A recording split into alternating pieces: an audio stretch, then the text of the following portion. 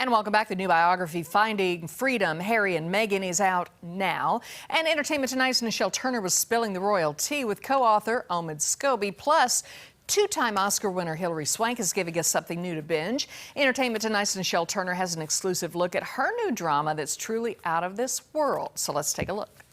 Did you send them an advance copy? Have they read this book? Absolutely no member of the royal family, including Harry and Meghan, have seen the book. Finding Freedom no doubt has palace staffers scrambling. The author spoke to over 100 people close to the couple. And inside the book's 347 pages, we hear Harry and Meghan's side of the Megxit drama. It does feel like, in a way, they are giving permission for this book if they're letting their inner circle participate. Harry and Meghan didn't take part in the process of this book or contribute any interviews, but many of the friends that we approached to speak to tell a different side of the story were so frustrated with some of the coverage they'd seen of their friends. The Duchess was constantly under fire, and the book paints an ugly picture of blatant racism. She was a biracial American former actress marrying into the House of Windsor, and that ticked all the boxes that were going to ruffle feathers. And for Harry, for the first time in his life, to see someone that he loved dearly be on the receiving end of racist attacks, he really does worry or fear for the worst for Meghan. I think there are times where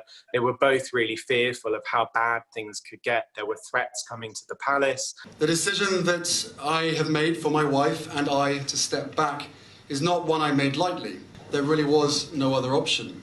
Harry said in this historic speech it was his decision to leave royal life. Still, Meghan received the brunt of the blame. I feel like the narrative, too, that has been painted about the two of them, and Meghan especially, is that he's the puppet and she's the puppet master. It was, I think, really predictable that Meghan would be blamed for some of the decisions that the couple have made. We see stories that almost make out like she has some spell over him and that Harry just doesn't know what he's doing. Of course, we're not giving him enough credit. I think if Harry had said to Meghan, let's give this another 5 years, she would have stuck it out. She said she gave up her life for this. She was ready to do it all.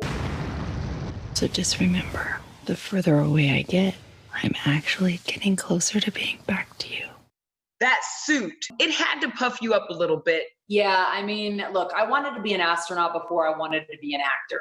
Wow. So when you put that on, it's like, whoa. So just how did Hilary prepare for her role in a way? Well, she spent 5 days at space boot camp, and scenes like this required the 46-year-old to be suspended from wires, sometimes up to 2 hours a day.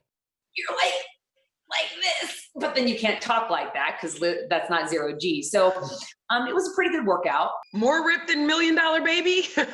No, because then my legs are like, just dangling there, you know?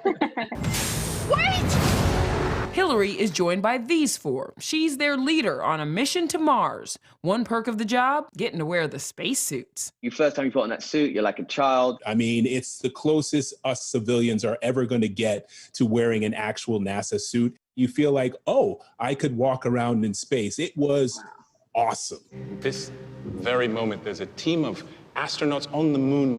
And while the 10-episode series, which starts streaming September 4th, is set in outer space, it's also a love story. The Good Wife's Josh Charles plays Hilary's on-screen husband, who's still on Earth with their daughter, played by Talitha Bateman. The only way to communicate is through video calls. It's kind of like eerie, the parallels between reality and the TV show. And you would think we almost filmed this having heard about the virus and been like, oh my gosh, we have to get ahead of this. All of the emotion and the intimacy and intensity that you all have to portray, and you're not anywhere near each other. I just tried to take everything that I was feeling and how much I hated doing scenes on sort of Skype or whatever, and put that into the scene.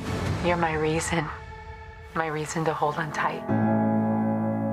And we'll have much more on the next Entertainment Tonight. I'm Nichelle Turner. Now back to you. Interesting. Yeah, Hilary Swank is just good. Oh, yeah. She's just really good. Oh, yeah. That looks good. All right. Coming up, we get to hear from the money man himself, Bruce Porter. Yep, we're focusing on estate planning today, and you don't want to miss it. We'll be right back.